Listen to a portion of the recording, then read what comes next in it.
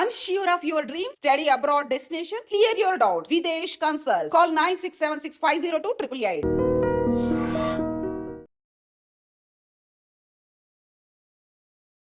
Hi hello నమస్తే welcome back to I Dream media.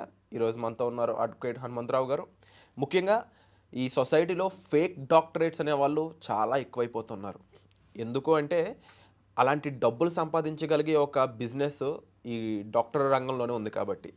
ఇంకా fake dietitians, fake skin clinics ఇలా పుట్టుకొస్తూనే ఉన్నాయి. తవ్వే కొద్దీ పుట్టగొడుగుల్లో పుట్టుకొస్తున్నాయని చెప్పొచ్చు.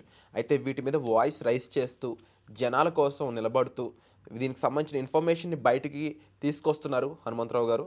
సార్తో మాట్లాడతాం. నమస్కారం సార్. నమస్కారం అండి. సార్, లాస్ట్ టైం మీతో మాట్లాడినప్పుడు ఫస్ట్ థింగ్ జనాల కోసం మీరు తీసుకునే స్టాండ్ ఎంత గట్టిగా ఉంటుందో అర్థమైంది. అయితే స్పెసిఫిక్గా ఈరోజు ఇప్పుడు మాట్లాడాలి అంటే అసలు ఒక సర్టిఫికేషన్ లేని యూనివర్సిటీ నుంచి ఒక డాక్టరేట్ కొనుక్కొని ఆ కొనుక్కున్న డాక్టరేట్ని అంటే చూపించే విధానంలో అది ఇప్పుడు డాక్టరేట్ అనేది చిరంజీవి గారికి ఉంది, ఇంకా చాలా గొప్ప గొప్ప వాళ్ళకి వాళ్ళు చేసిన సర్వీస్కి గొప్ప గొప్ప యూనివర్సిటీస్ నుంచి గౌరవ డాక్టరేట్ అనేది ఉంది. దాన్ని ఎంత స్మార్ట్గా యూజ్ చేశారని చెప్పాలి. ఇక్కడ ఒక వైట్ యాప్రోన్ వేసుకొని వాళ్ళ పేరు ముందు డాక్టర్ అని పెడితే చూసే వాళ్ళకి ఏమనిపిస్తుంది? అది ఒక యూనివర్సిటీ ఇచ్చిన డాక్టరేట్లు అనిపిస్తుందా? ఒక ఎంబీబీఎస్ చేసిన డాక్టర్కి ఏవైతే ఉంటుందో ఒక టైటిల్ డాక్టర్ అనేది అలా కనిపిస్తుందా? పోర్ట్రేయల్ అనేది ఏ విధంగా ఉంటుంది మీరే చెప్పండి. ఇప్పుడు కొంతమంది అంటే ప్రజలు ఎట్లా ఉంటారంటే వాళ్ళకున్న సమస్యలు కానీ లేకపోతే మనం అందంగా తయారవ్వాలన్న ఆతృత, డెస్పరసీ ఉంటుంది. ఈ డెస్పరసీలో వీళ్ళు ఏం చేస్తారంటే ప్రాపర్గా బ్యాక్ ఎండ్ వెరిఫికేషను, వీళ్ళు ఎవరు, అసలు వీళ్ళు నిజమైన డాక్టర్సా కారా అనేది అది బ్లర్ అయిపోతుంది వాళ్ళకి. అది ఎక్కువ దాని డీప్ థాట్ దాంట్లో వాళ్ళు వెళ్ళారనమాట. ఆ ఇన్స్టాగ్రామ్లో రీల్స్ కానివ్వండి, ఎవరైతే ప్రమోట్ చేస్తున్నారో ఇన్ఫ్లుయెన్సర్స్, వాళ్ళ మాటలు విని తొందరగా మనం వెళ్ళిపోయి తొందరగా మనం అందంగా తయారైపోవాలి, లేదా నేను లావుగున్నాను తగ్గిపోవాలి అన్న ఒక డెస్పరసీ, ఆ డెస్పరసీని వీళ్ళు అడ్వాంటేజ్గా తీసుకుంటున్నారు. సో దీంట్లో ఏముంటుందంటే వీళ్ళు వెళ్ళిపోయిన తర్వాత అక్కడికి వెళ్ళిన తర్వాత కౌన్సిలింగ్ ఉంటుంది. మోడస్ ఆపరెండి ఎట్లుంటుందంటే మనం వెళ్ళంగానే రిసెప్షనిస్ట్ ఉంటారు, అక్కడ కౌన్సిలింగ్ ఉంటుంది. కౌన్సిలింగ్లో మనకు ఎన్ని అరచేతిలో స్వర్గం చూపిస్తారు. మీకు ఇట్లయిపోతుంది, అట్లయిపోతుంది, అది జరుగుతుంది, ఇది జరుగుతుంది. పక్కన ఒక రియల్ టైమ్ 4 ఎగ్జాంపుల్స్ పెట్టుకుంటారు. ఇంకో వీళ్ళకి ఇట్లా జరిగిందండి, ఇంకో వీళ్ళు ఇంతలా ఉండే ఇంత తగ్గిపోయినారు, ఇట్లా ఉండే కలర్ స్కిన్ ఇట్లా ఉండే ఇంత ఫేర్గా అయిపోయినారు, అన్ని all sorts of unethical practices అన్నీ చూపించి ఆ సెషన్లో ఆ దాంట్లో వాళ్ళని ఇంకా కనీసం లేచి ఇంకో సెకండ్ థాట్ కూడా ఆలోచించనివ్వరు అనమాట. ఇప్పుడే మీరు కట్టేసేయండి, మీకు అయిపోతుంది, లేదంటే మీకు ఈ ఛాన్స్ మిస్ అయిపోతుంది, డాక్టర్ గారు ఉండరు, లోపల కూర్చుని డాక్టర్ కాదు, అది వేరే విషయం, వాళ్ళు ఉండరు, మళ్ళీ మీకు ఇక ఛాన్స్ మిస్ అయిపోతుంది, మీకు డిస్కౌంట్ రాదు అని ఒక డెస్పరసీ అక్కడ కూడా అది క్రియేట్ చేసి ఒక కైండ్ ఆఫ్ అట్మాస్ఫియర్ క్రియేట్ చేసి వెంటనే పే చేసి చేపించేటప్పుడు ఆ రిసెప్షనిస్ట్ వాళ్ళందరూ ఒక గేమ్ అనమాట ఇది. ఒక్కసారి పే చేసిన తర్వాత అయిపోయింది, ఇంకా ఫినిష్, ఇంకా మన జుట్టు వాళ్ళ చేతిలోకి వెళ్ళిపోయింది. ఇది ఇంతవరకు ఒక ఎత్తు అయితే ఇక్కడ నుంచి అసలు కథ మొదలవుతుంది. ఇప్పుడు అక్కడ మీరు అన్నట్టు ఇందాక చేసేది నిజమైన వైద్యులు అయితే, క్లినికల్ డాక్టర్స్ అయితే, డర్మటాలజిస్ట్ లేకపోతే డైటీషియన్స్, వీళ్ళైతే ఇబ్బంది ఏమీ లేదు. వాళ్ళు ₹1,00,000 తీసుకుని 10 లక్షలు తీసుకుని ఇవ్వండి, రిజల్ట్ వస్తే అక్కడ నిజమైన డాక్టర్స్ ఉంటాయి.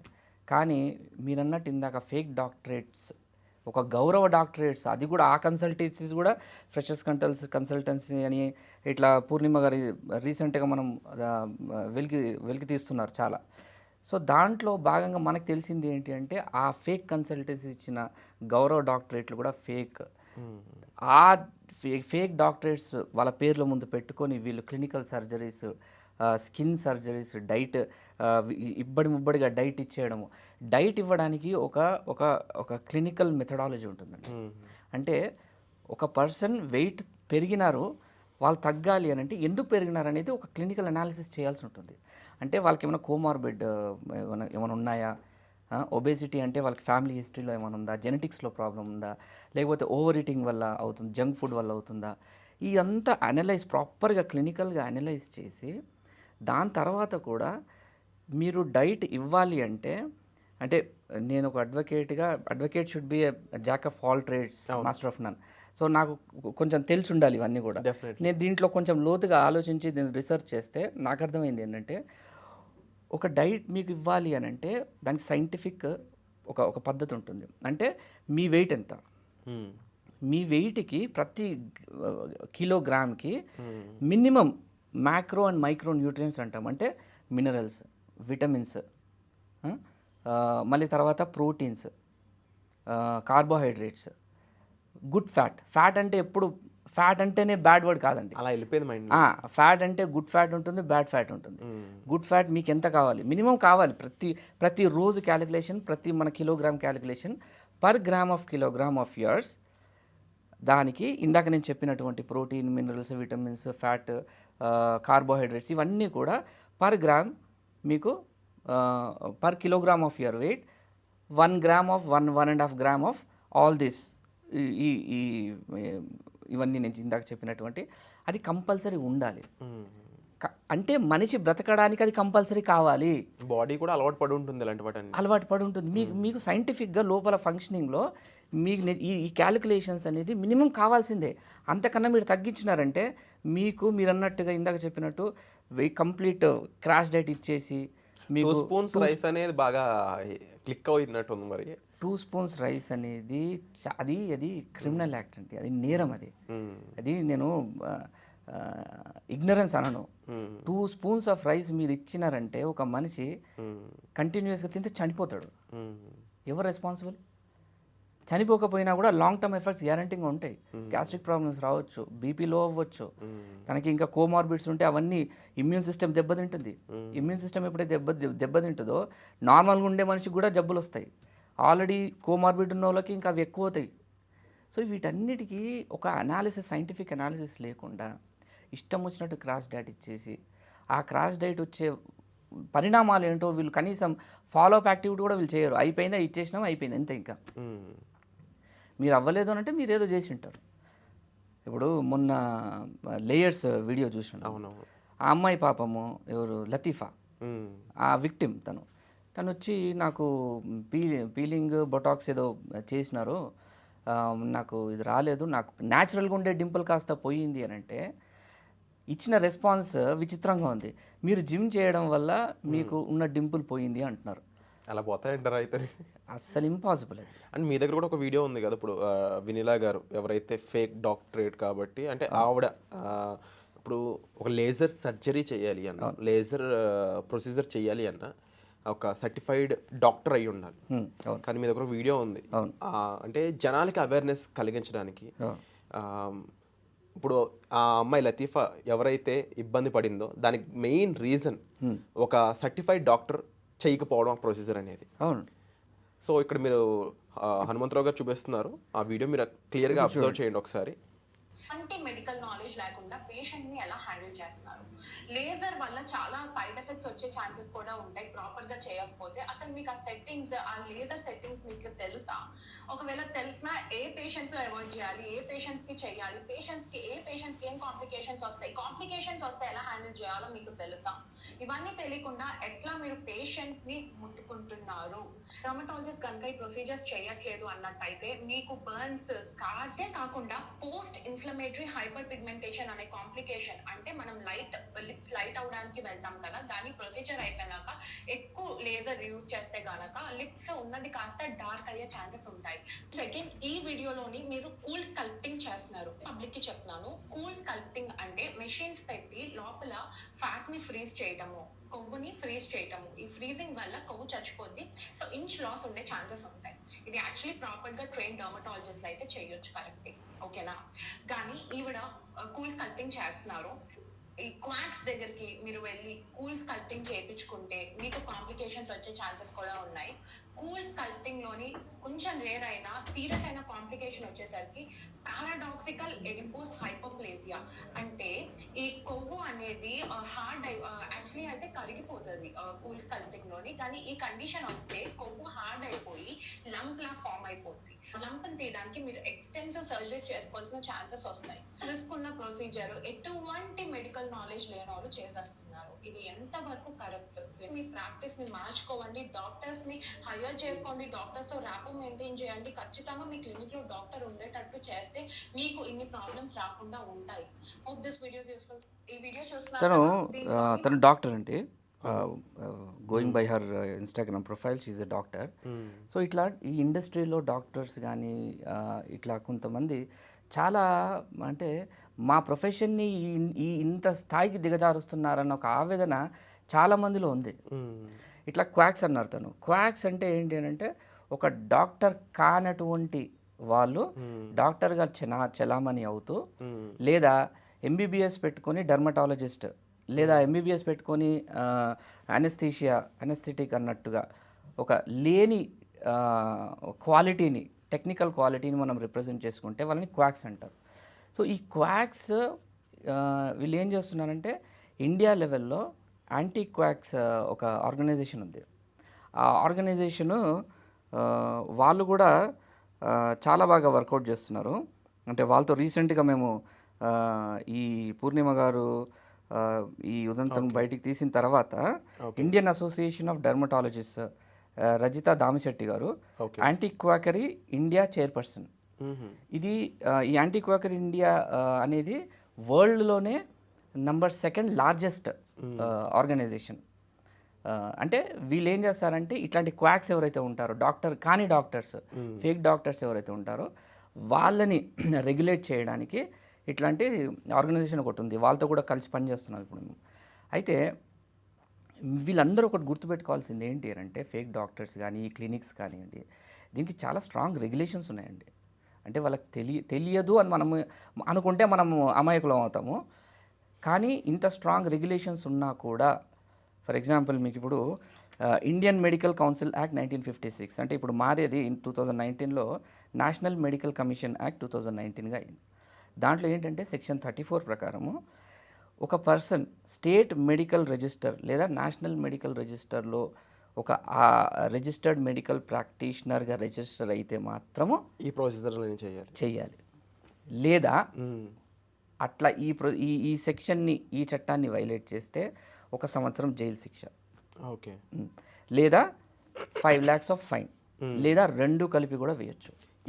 ఈ కేసులోనే విక్టిమ్ ఎవరైనా బలైన వాళ్ళు ఉంటే వాళ్ళకి అంటే మార్చలేని ఒక మార్పు వాళ్ళ ఫేస్ మీద వచ్చినట్లయితే ఎలాంటి శిక్ష ఉండే ఛాన్స్ ఉంది? అంటే 2 రకాలు. ఒకటి ఇందాక చెప్పినట్టు section 34 of Indian national medical commission act 2019 దాని కింద వాళ్ళు బాధ్యులు అవుతారు. 1 year జైలు శిక్షతో పాటు 5 లక్షలు జరిమానా కూడా ఉంటుంది. 2 కన్జ్యూమర్ ప్రొటెక్షన్ యాక్ట్ 2019 దాని కింద ఒకవేళ నష్టం జరిగితే, అంటే పూడ్చలేని నష్టం, ఇర్రిపేరబుల్ డ్యామేజ్ ఏదైనా జరిగితే దానికి సరిపడా కాంపెన్సేషన్ మనము వీళ్ళ దగ్గర ఛార్జ్ చేయొచ్చు. మీరు ఒక 1 year 6 months ముందు అనుకుంటా జస్ట్ హెయిర్ కట్ తేడా వచ్చిందని కన్జ్యూమర్ ఫోరంలో చేస్తే ₹1 కోటి జరిమానా వేసినారు వాళ్ళకి, ఓకే, హెయిర్ సెలూన్కి. సో అంటే ఎందుకంటే చూపించగలిగాం మన ఇర్రిపేరబుల్ డ్యామేజ్ జరిగింది అని ఎప్పుడైతే మనం ప్రూవ్ చేయగలుగుతామో 1,00,000 కాదు 10 లక్షలు కాదు ₹1 కోటి కూడా శాంక్షన్ చేసే అవార్డు చేసిన సందర్భాలు ఉన్నాయి. అయితే ఎలాంటివి పెరిగిపోతున్నాయి అనడంలో ఎటువంటి డౌట్ లేదు. ఎందుకు అంటే ఎవరు కూడా ఇప్పటివరకు క్వశ్చన్ రైజ్ చేయకపోవడం ఒక ఇష్యూ అయిందని చెప్పొచ్చు.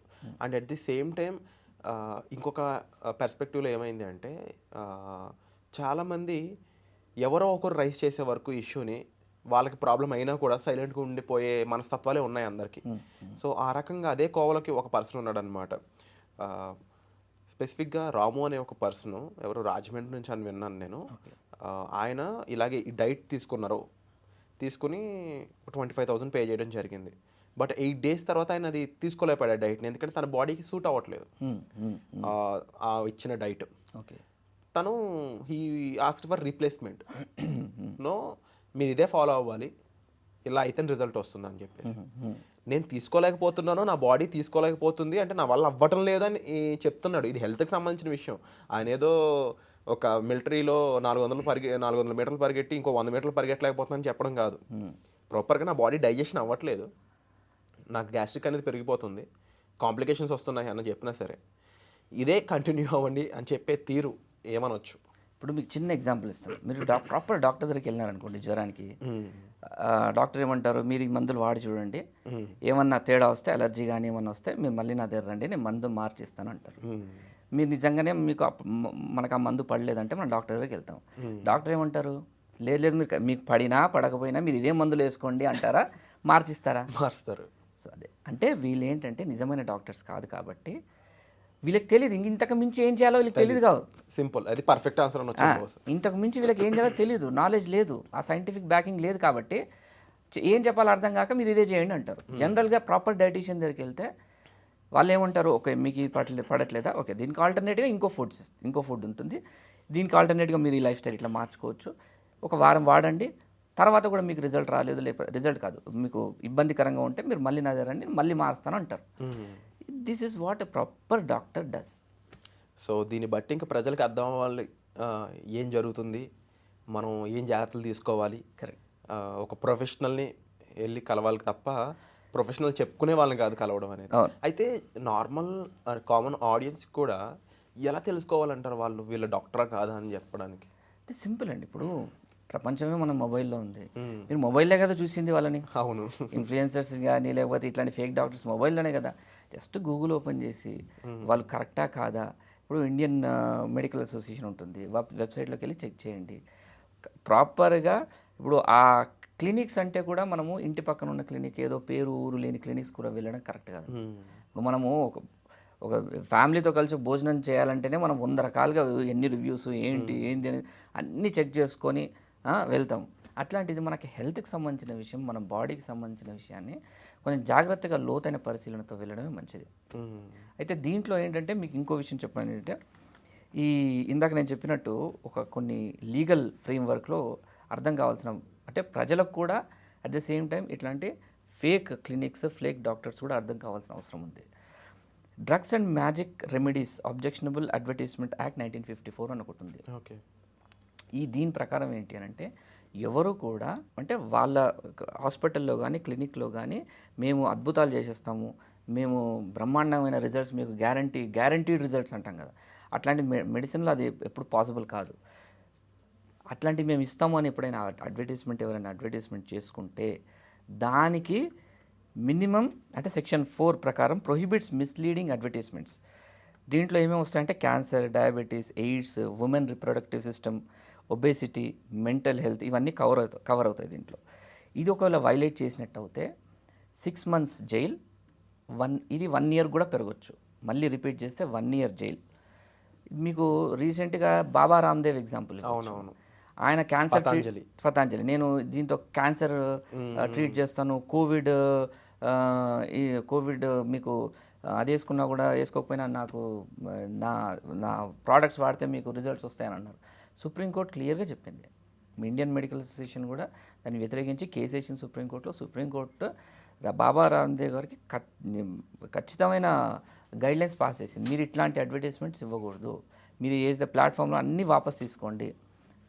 అయితే ఆయన కొంచెం ముందు వెనకైతే కంటెంప్ట్ ఆఫ్ కోర్టు వేసి జైలు పంపిస్తాము, ఇది లాస్ట్ వార్నింగ్ అంటే తప్పితే ఆయన ఇది చేయలేదు. సో అట్లా ఈ చట్టం అనేది, ఈ ఫ్రేమ్వర్క్ అనేది మనకు అర్థం కావాల్సిన అవసరం ఉంది. లేకపోతే ఈరోజు కాకపోయినా ఈరోజు మనం చేసి తప్పించుకొని ఇన్ఫ్లుయెన్స్ ముఖ్యంగా ఇన్ఫ్లుయెన్సర్స్ అండి, వాళ్ళు ఏదో డబ్బులు సంపాదిస్తున్నారు కోట్లు. వాళ్ళు ఒక బిల్లు చూస్తే మీరు ₹1,00,000, 30,000, 40,000 ఇంతకు తగ్గి ఉండదు. ఇన్ఫ్లుయెన్సర్స్కి ఎంత వస్తుందండి దాంట్లో?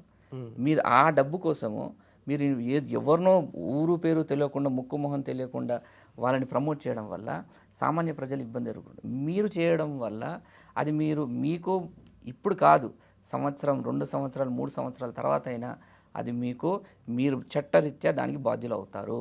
మొన్న బెట్టింగ్ యాప్స్ చూసుకున్నాం కదా, వాళ్ళు ఎప్పుడో చేసింది, మొన్న చేసింది కాదు, అది నిన్న చేసింది కాదు, అది ఎప్పుడో చేసినారు, కానీ మొన్న FIRs బుక్ అయినాయి.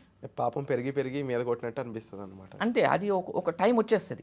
ఆ టైం వచ్చే టైంకి మీకు తెలియకుండానే మీరు దాంట్లో చట్టంలో ఇరుక్కుపోతారు. బట్ వాళ్ళకైనా కూడా అదే ప్లేస్లో వాళ్ళ చెల్లో, అక్కో అన్నో తమ్ముడో ఊహించుకోవాలి కదా వాళ్ళైనా. ఎగ్జాక్ట్లీ. ఈ రోజు ఒక రాంగ్ ప్రోడక్ట్ని మనం ముందు తీసుకెళ్తున్నాం, రాంగ్ సర్వీస్ని తీసుకెళ్తున్నాం, రాంగ్ పర్సన్ని మనం ముందు తీసుకెళ్తున్నాం అన్నప్పుడు దానివల్ల ఎఫెక్ట్ అయ్యే వాళ్ళు కూడా ఇప్పుడు వీళ్ళు ఏం చెప్తారు వీళ్ళంతా, మా సబ్స్క్రైబర్సే మా ఫ్యామిలీ, మా సబ్స్క్రైబర్సే మా దేవుళ్ళు, ఇన్ని చెప్తారు కదా. ఆ సబ్స్క్రైబర్స్ వల్లనే కదా వీళ్ళు ఇల్లు గడిచేది, ఆ హోమ్ టూర్స్ అవన్నీ చేస్తున్నారు ఆ ఇది సబ్స్క్రైబర్స్ మీ వల్లనే ఇల్లే కదా. అంటారు, ఆ.